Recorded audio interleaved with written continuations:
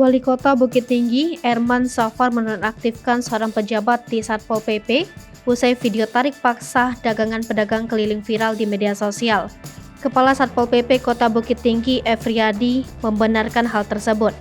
Dirinya mengaku petugas yang ada di video menjabat sebagai PLH Kasih Ops Satpol PP Kota Bukit Tinggi.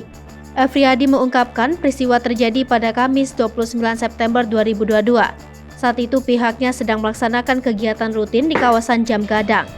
Ia mengatakan pedagang tetap tidak boleh masuk di kawasan Jam Gadang untuk membuka lapak, termasuk menenteng dagangan. Objek wisata ini harus bebas dari pedagang kaki lima. Usai ditertibkan dan disita dagangan, kata Efriadi, pedagang akan dilakukan pembinaan.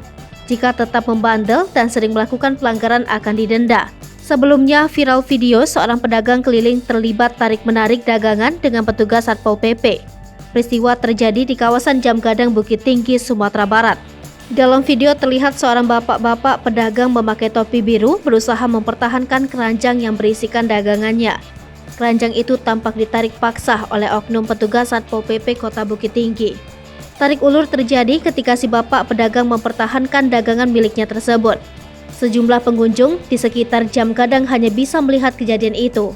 Oknum petugas Satpol PP ini terus bersikeras untuk mengambil keranjang yang dipertahankan pedagang.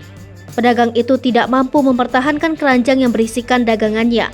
Oknum Satpol PP berhasil merampas dan membawanya. Ia tampak pasrah lalu berjalan dengan menerima keadaan.